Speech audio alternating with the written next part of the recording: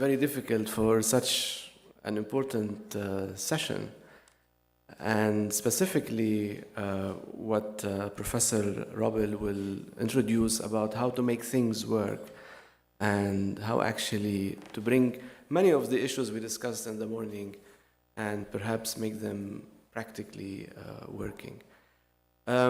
Just to introduce myself, my name is Nasser Yassin. I'm the Director of Research here in the Institute of Public Policy and International Affairs.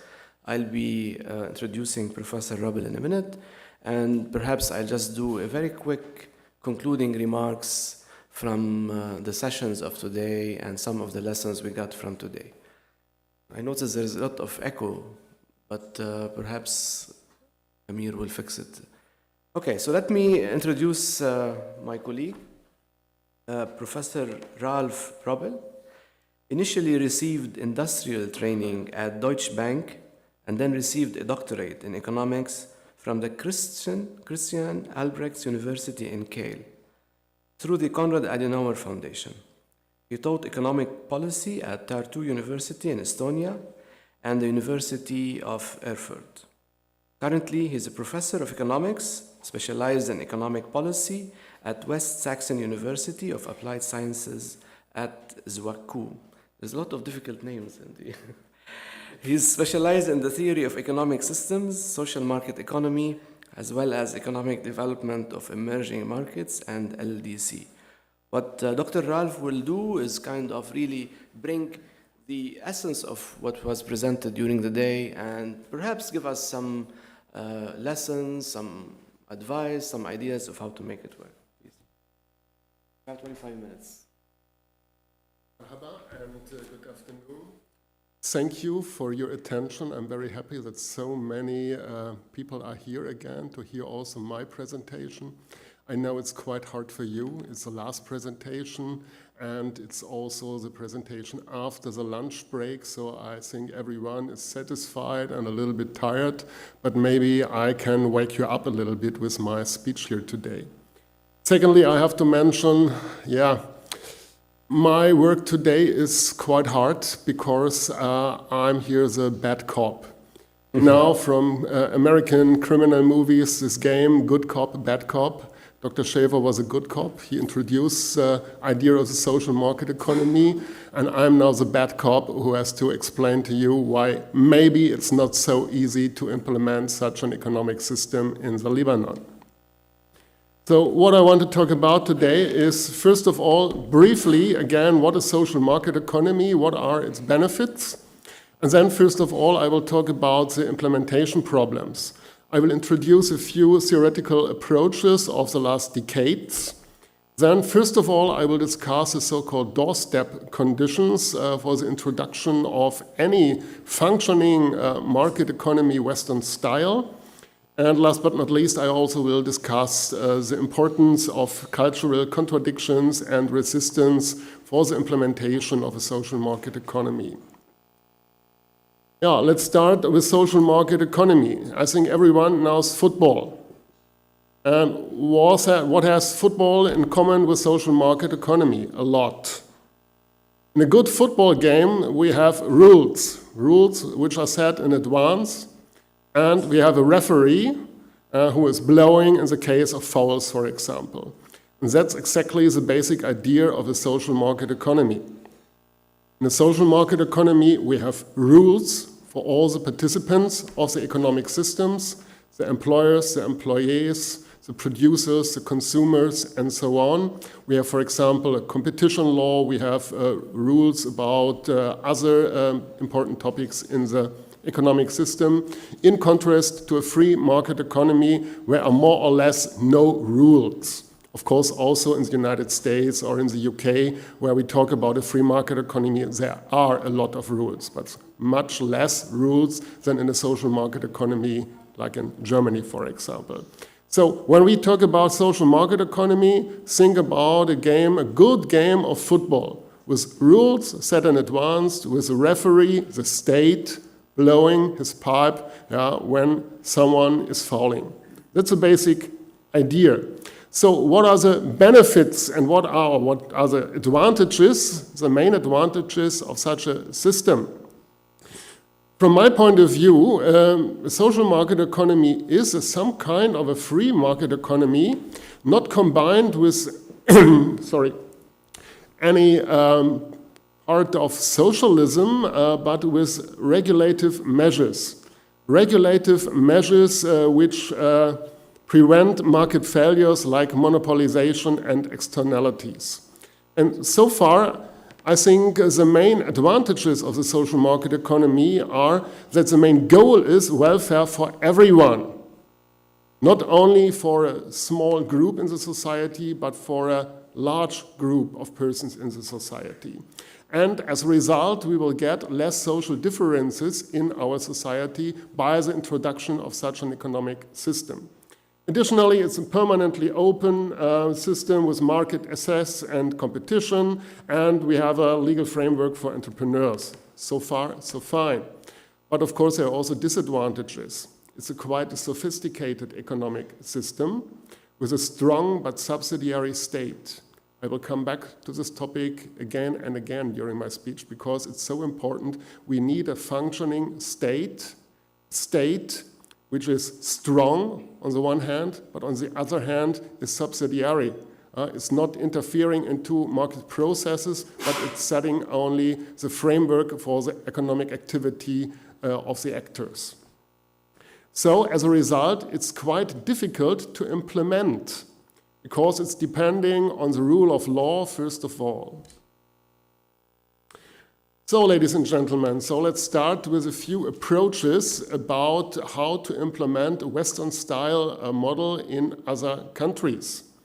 Here I brought with me 3 books. Maybe you know the right one, Why Nations Fail, by Acemoglu Robinson.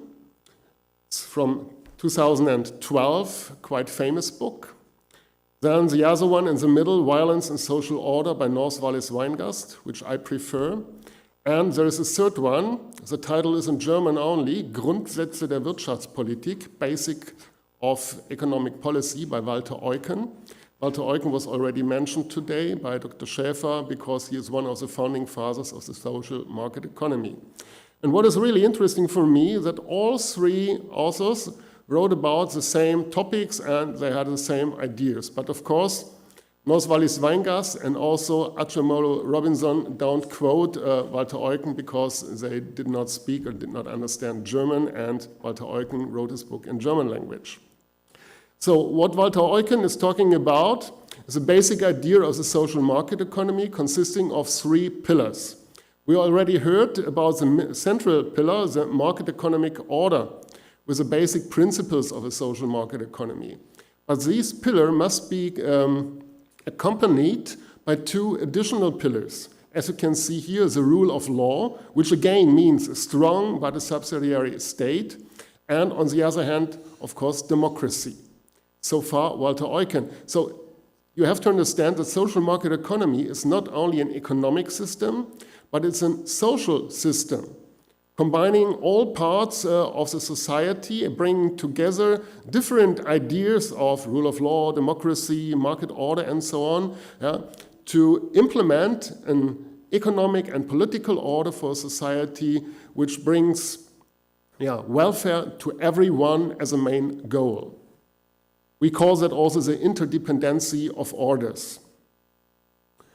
Now, the modern literature, North Wallis-Weingast, they distinguish open access orders and limited access orders. And it's quite interesting how they define open access orders, for example. They say, okay, they are political and economic developing, so this is a Western style of economic orders. They have a more decentralized government, rich civil society, lots of organizations, and widespread impersonal social relations. This is very important. Impersonal social relationship. That means functioning rule of law, secure property rights, fairness, equality, and so on.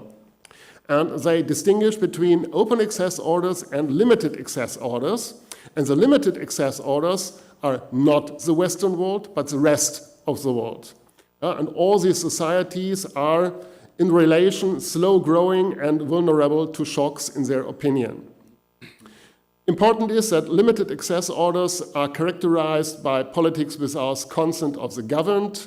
There are relatively small numbers of economic and political organizations, and we have a predominance of social relationship organized along personal lines, in contrast to the rule of law and the impersonal social relationship in Western-style economic systems. As a result, in the limited access orders, there are privileges and social hierarchies. The third book, Acemoglu Robinson from 2012, they distinguish inclusive institutions and extractive institutions.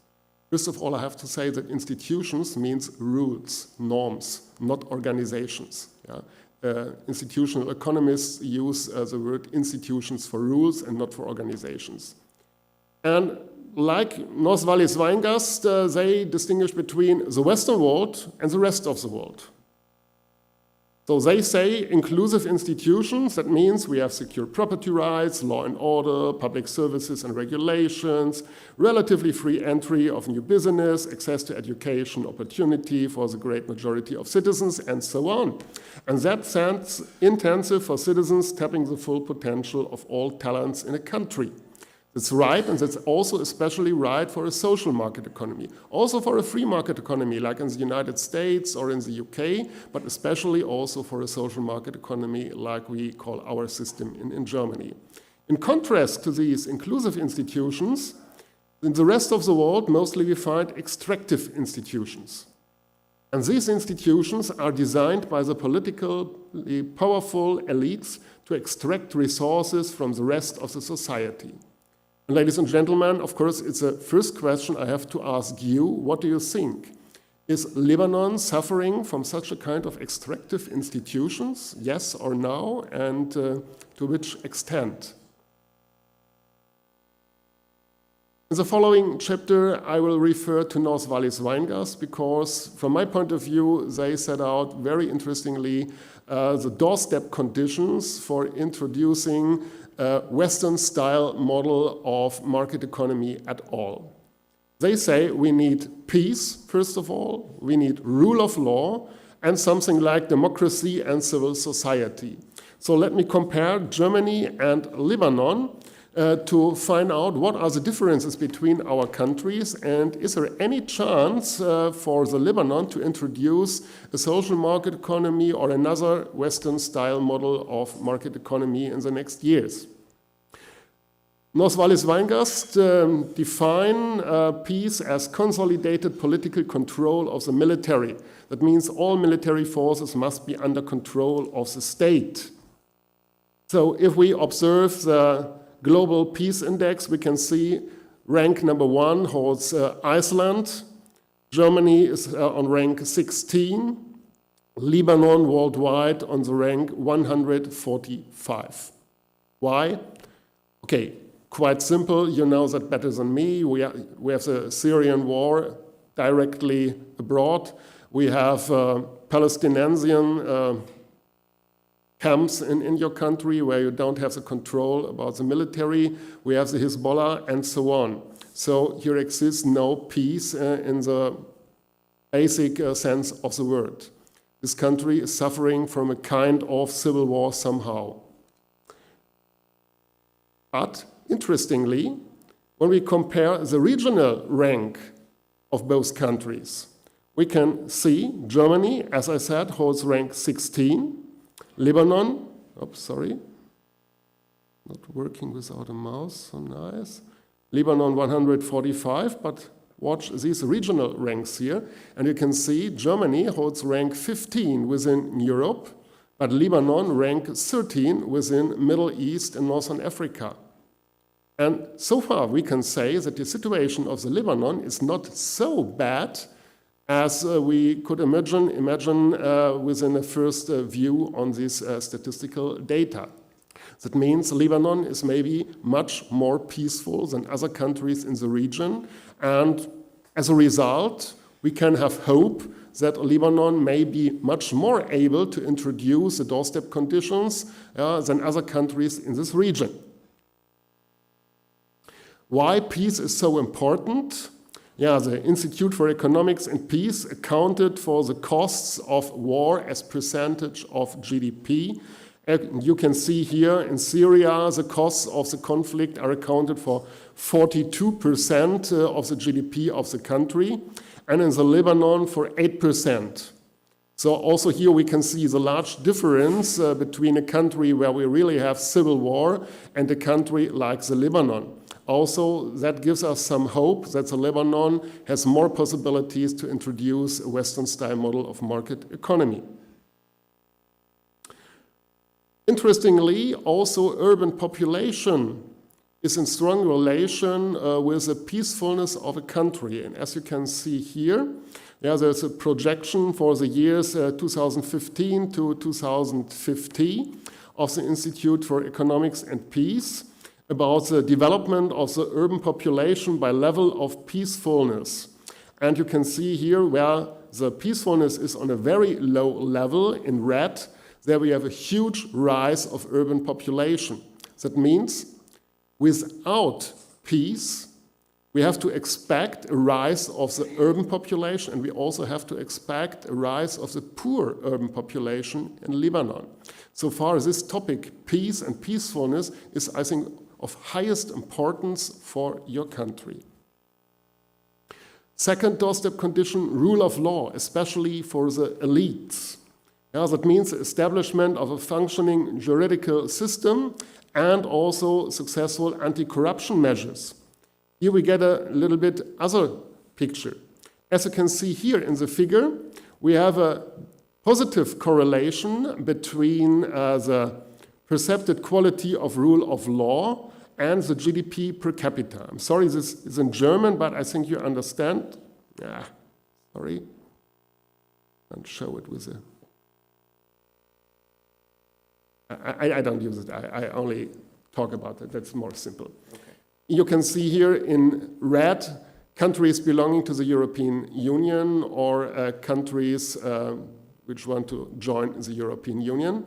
And in blue, other countries. You can see here right above, for example, Slovenia, the Czech Republic, Estonia, Slovakia, Hungary, Poland, Lithuania, Latvia, and so on. And in all these countries, we have a strong positive correlation between the perceived quality of the rule of law and, on the other hand, the GDP per capita. And in the left below, with blue points, we see Belarus, Turkmenistan, Uzbekistan, Kyrgyzstan, and so on, where we have also a strong, but let's say negative correlation, a low minimum or a low level of the quality of rule of law, and also a low level of GDP. So that means as higher the level of rule of law is, the higher is also the possibility to attain higher growth rates and a higher level of GDP. So rule of law means, rule of law, no, was a wrong one. Sorry. Here we have the corruption perception index as a second interesting point to observe this rule of law question. And I will already skip to the next slide. Here you can see Germany. Germany holds rank 79, or a score of 79 of 100 points.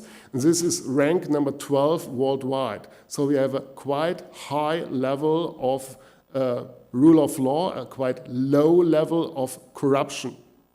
And also within Europe, our situation is quite comfortable because the average within Western Europe and the EU is about 68, and Germany holds a score points of 79. So the situation in Germany is really good.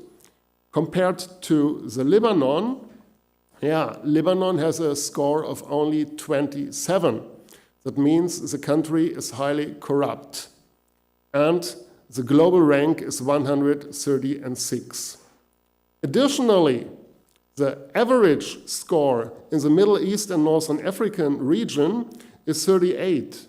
But Lebanon holds only rank 27. That means the situation is much worse than in the rest of the surrounding countries.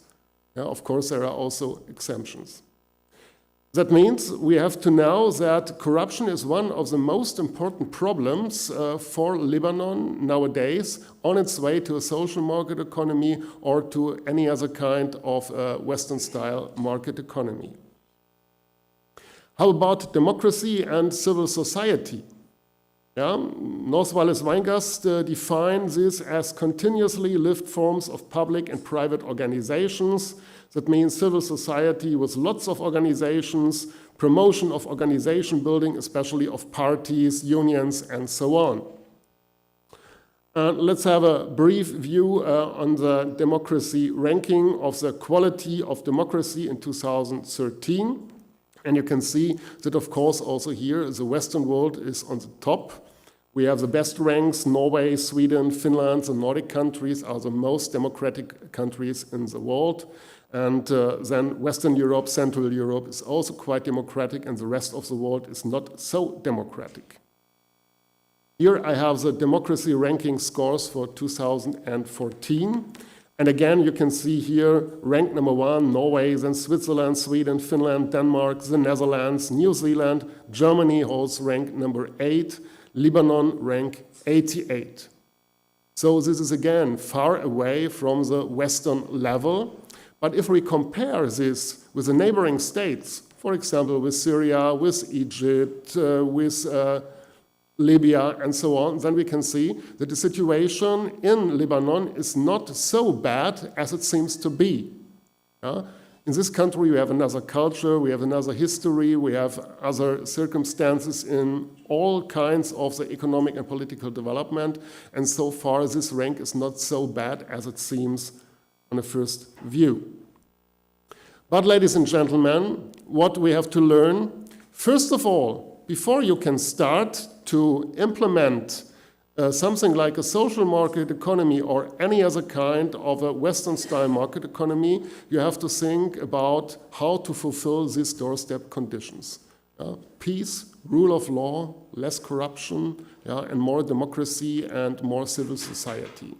But maybe Lebanon is already on the right path into this direction, and you only have to move forward to improve the situation, and then within the next years or decades it will be possible to fulfill these doorstep conditions. But of course there are also implementation problems during this process of the implementation of a social market economy.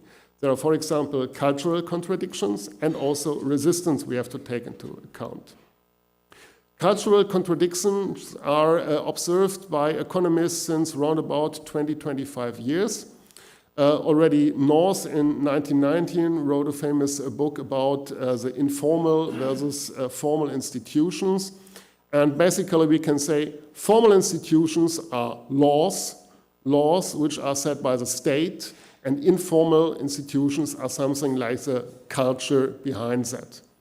And there may be contradictions between formal institutions and informal institutions. Here you can see, for example, the results of the transition in Europe and Central Asia. This is statistics of the EBRD from 1997, quite old, but really interesting to observe, because in that year, the EBRD built up clusters, regional clusters, from the left to the right, it's Central and Eastern Europe, then the Baltics, Southeastern Europe, Central CIS, Caucasus, and Central Asia.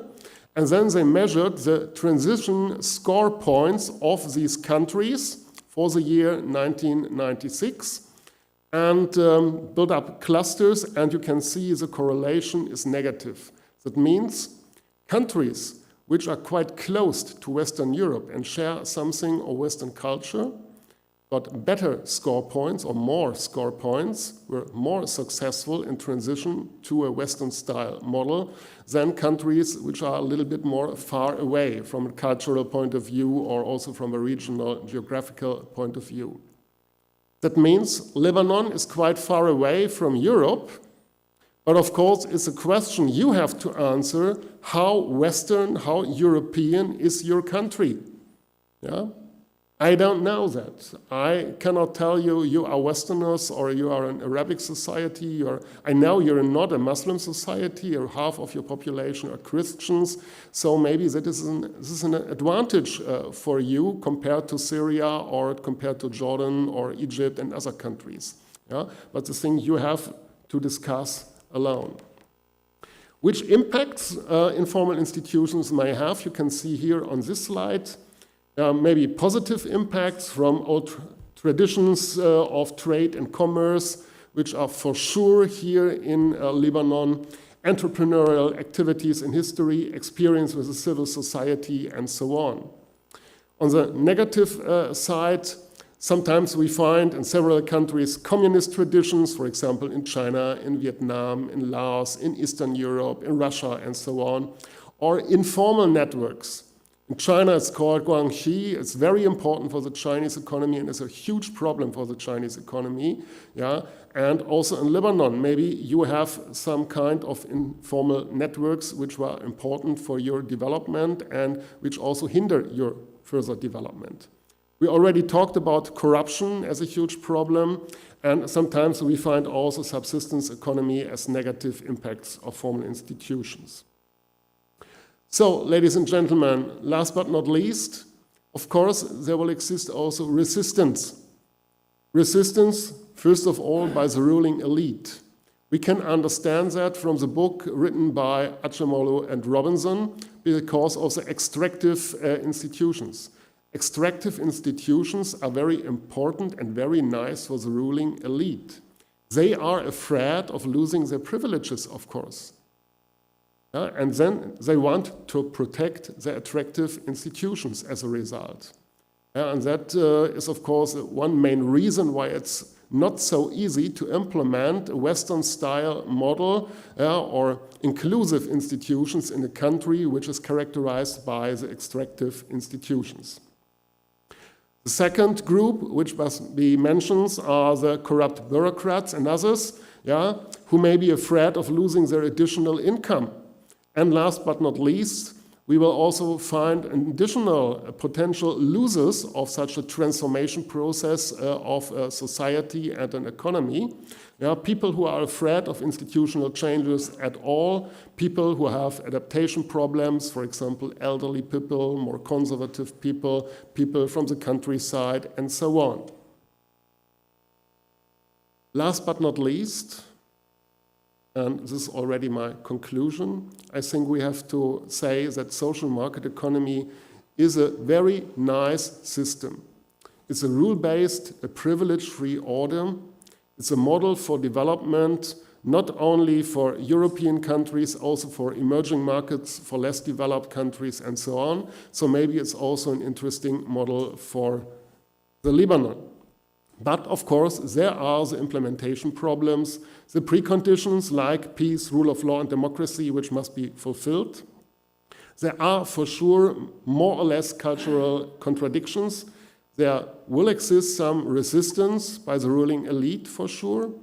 But last but not least, ladies and gentlemen, I think the solution to establish such a Western style or another functioning model of a market economy, like a social market economy, need a long-term learning and adaptation process. You should start as soon as possible.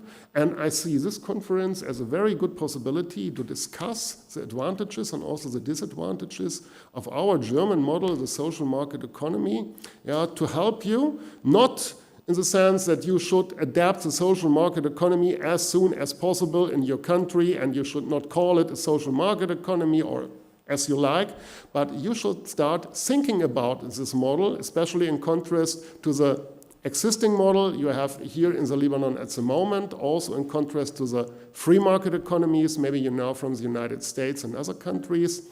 And hopefully you will have got a few new ideas, and these ideas will support your further development. Thank you for your attention. Thank you.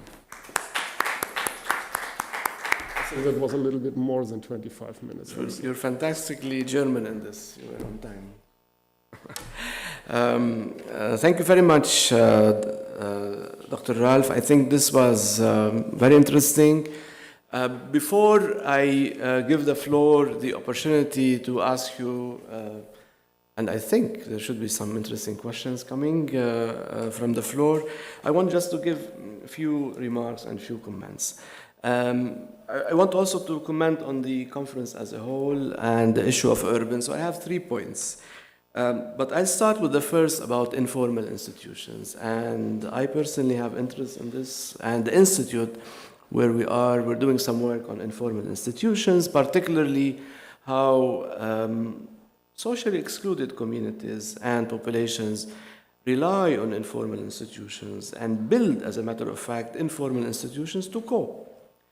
In a vacuum, when it comes to the role of the state and the vacuum that, or the absence, the gap that the state has created by not providing a lot of services, it's only the way for communities, as a matter of fact, to build informal institutions in order to cope. This becomes the only way to get their livelihoods and access, their livelihood.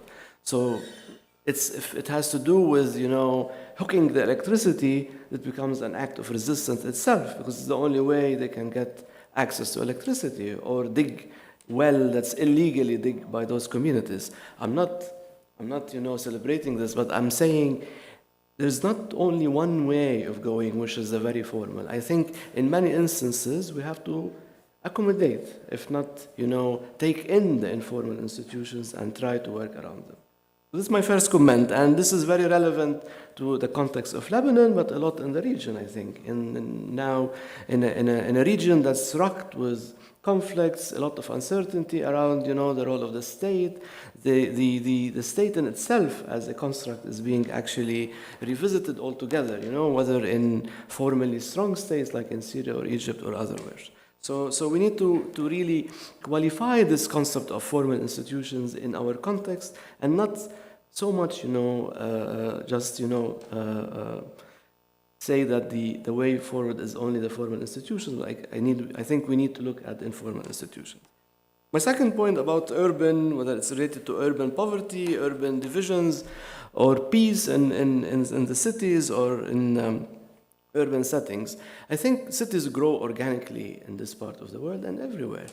And with this growth, it brings a lot of complexities. And cities become sometimes, magnifiers of tensions, of poverty, of inequalities. But also cities become places for opportunities for the urban poor to access livelihoods, to, try to get a job, whether in the informal economy or in the quasi-formal economy. So also, again, this is related to formality, but also we see cities, as a matter of fact, contributing into tension, but also sometimes they may contribute into peace, and they may contribute into better economy, and they may contribute to better livelihoods. So that's my second point about urban poverty and urban issues, and I think many of my colleagues today presented aspects related to urban issues, urban poverty, urban tension, and tension in the city. And I think the lesson here, to look at the city as this magnifier. I really like to look at the city as a magnifier, where through the magnifier we can either magnify tensions, or actually we can magnify solutions and magnify peace and magnify better economies. And my third point is more methodological, and I want to commend the use of certain tools that were presented today in urban studies. I think the use of maps and the use of certain visuals in understanding dynamics in the city is really very interesting and should be the way forward to inform policymakers. Use such tools and try to understand the reality, but also bring it forward to the policymakers, to stakeholders, decision makers, because I think it makes an analysis of the complexities in cities, as I mentioned earlier, much easier.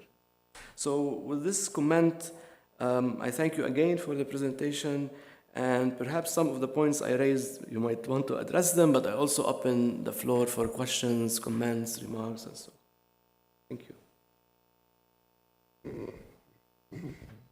Anyone at 3:45 to comment? Yes, we have, yeah, please.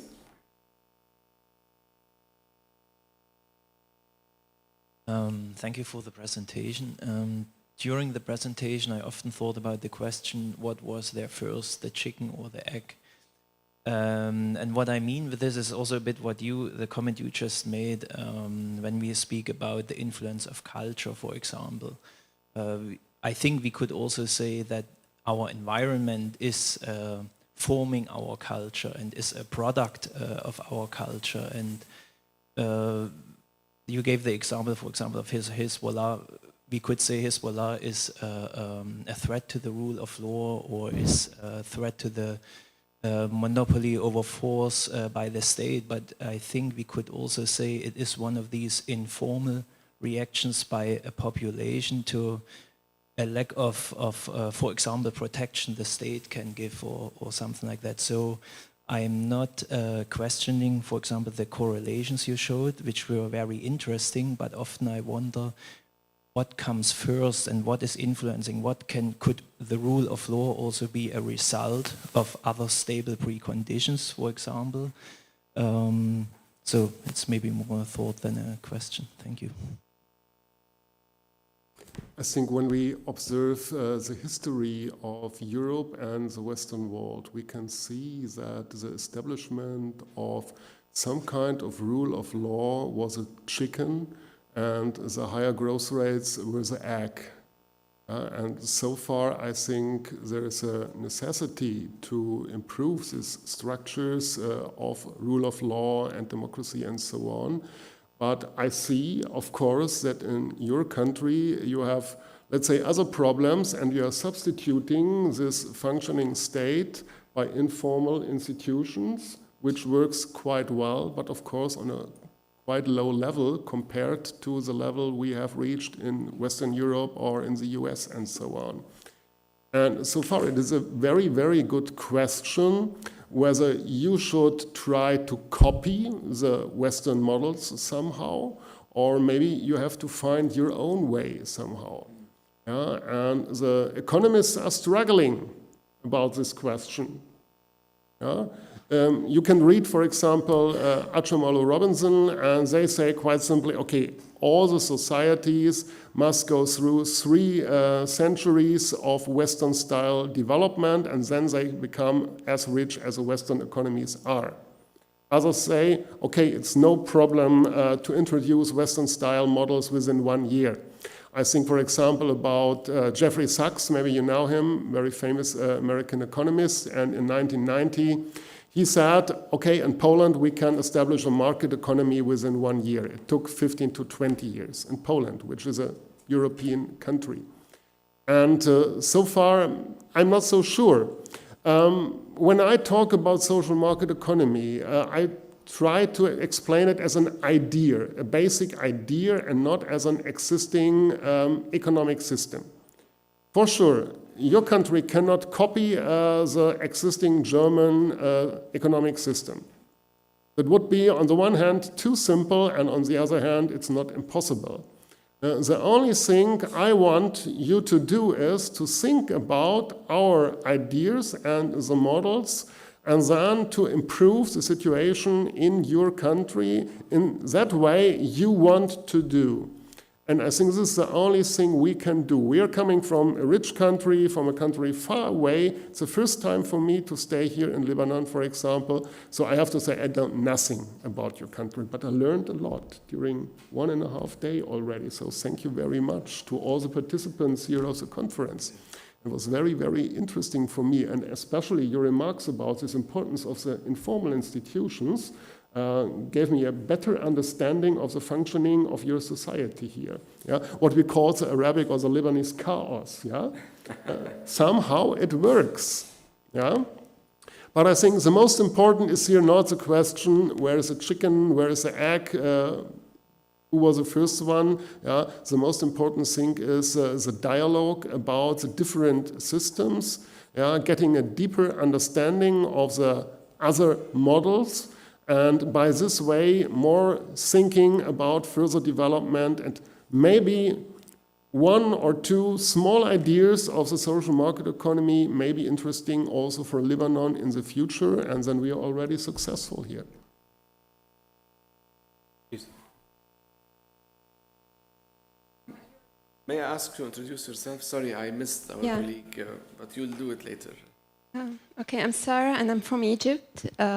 My comment is based on your comment that in Egypt, the informal sector has become so radicalized that it's too hard to talk about shifting it from informal to formal sector. If anything, what's happening right now with the civil society organizations is actually celebrating the informal sector because it actually proved to have lifted off some of the economic burden from the formal economy. And now the formal institutions are working on a rather smaller scale, excluding the informal sector. So now they have less of a burden to work on, to focus on, now that the informal sector has become so self-sustained and self-consolidated. And I come from an NGO there where what we actually do is reinforcing the informal sector. And we're making sure that they are self-sustained, that they are detached from the formal sector, because it actually helped with a country as big and as complicated as Egypt. And Lebanon's not that much different anyways. So I just wanted to say that actually celebrating informal sector is a solution that's been adapted in Egypt at least. Yeah. But maybe it's only a second best solution. It's the only answer we have. It's the only solution we have right now, of course.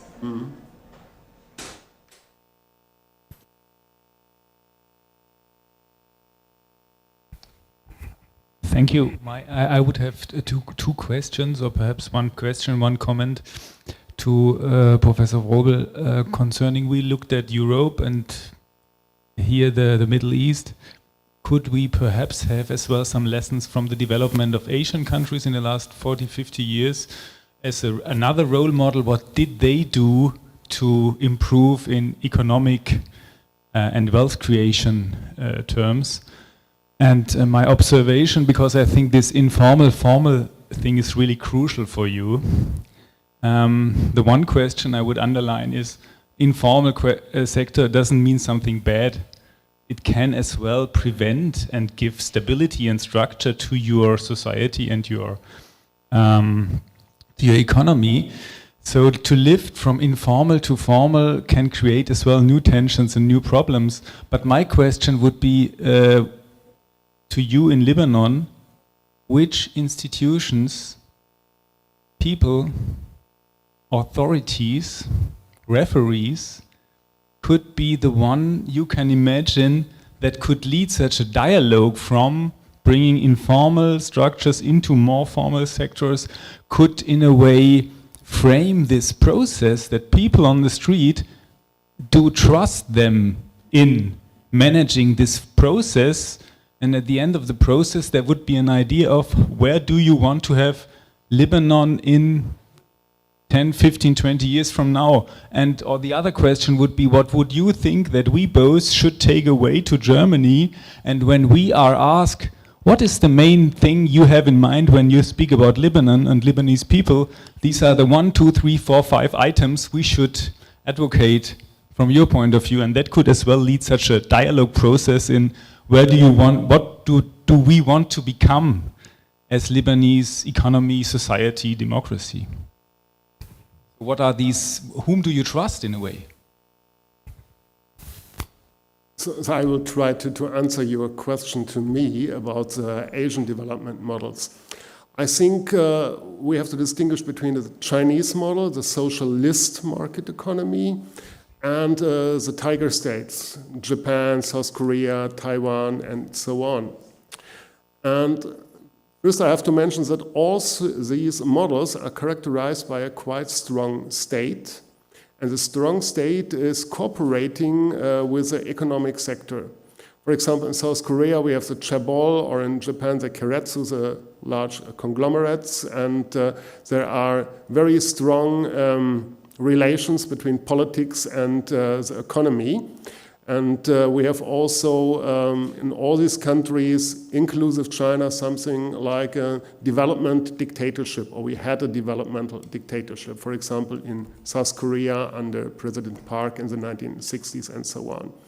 And this model is, of course, very important and very interesting to observe.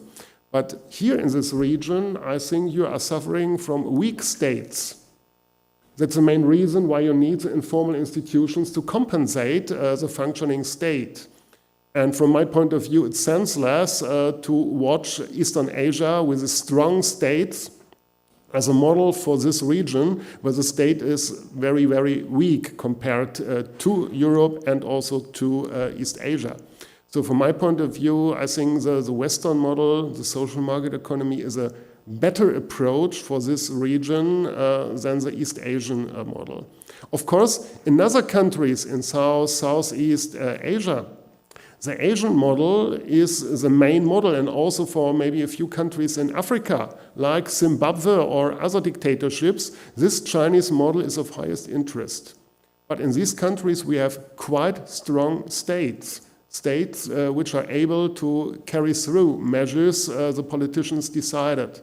And I don't know whether we can talk about such a strong state here in the case of Lebanon. The second question was to the public. I'd just like to try to answer briefly. I think the last part of your comment on trust actually was the point that the Lebanese need to reconfigure. I don't think Lebanese at large still have trust with existing institutions or the ruling elites. And that's what we are seeing now in the streets, the social movement that started against the incapacity of the Lebanese government to deal with the garbage crisis is, as a matter of fact, a sign that the Lebanese at large, even across all the sectarian communities, are actually fed up from the corruption that's, has been at the level of state, or the inability to enact the right policies and come up with the right solutions. So this is actually the essence of the problem, the lack of trust between the Lebanese at large and whoever is ruling them, regardless of their... Now, this sometimes can be, taken in certain direction when it comes to the sectarian identity, but at large, I think the Lebanese have minimal trust in their ruling elites, and this has actually erupted in quite interesting and hopefully influential movement that we're currently seeing. Now, who's the referee? I don't see any referee at the moment.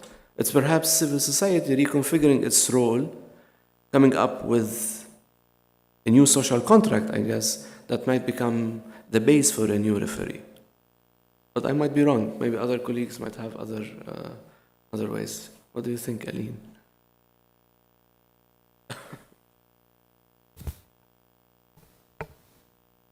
So we leave it to see the outcome of this movement. And I think many Lebanese are optimistic about it. Any other questions? Yes? You had your... so now you can introduce yourself.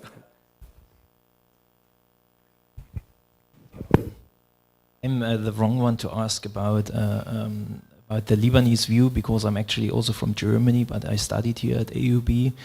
And I just, over the last 4 years I have lived here, I think, it's my opinion, I realized more and more that I think Germans living under these conditions here would actually act the same way as the Lebanese do. This is what I want to say, that it's really the environment and the conditions that form us and the way we are living. And this is one point I want to make. The other one related to the garbage crisis and to the elites in this country and to the belief and the trust in the state. I make an interesting observation in Lebanon, and it fascinates me and it worries me, is the belief of the Lebanese in privatization, that privatization is the solution for everything. And it stems from this absolute distrust towards the elites, but the critical point is, I think, the realization the elites are the state in this country. And I also wonder how should you get the trust into the state when you have to completely distrust these elites, and this is something I just observe, but I don't know the solution for it. Thank you. Maybe we can summarize it with the words of Achimolo Robinson: institutions matter. At all or last but not least, maybe it's not the culture or the geography, but simply the institutions in one country which form the population and the other rules in the society. Any last comment? Okay. So thank you very much for being here in this exciting conference. I think we learned a lot today, and thanks for all who presented, but also thanks to Leila Qabalan, the program coordinator in our Institute of the Social Justice and Development Policy. This is our one of our impressive programs. So thank you, Leila, for organizing this, and thanks to our colleagues, the Konrad Adenauer Foundation, for being our partners and for continuing to be our partners in the coming future.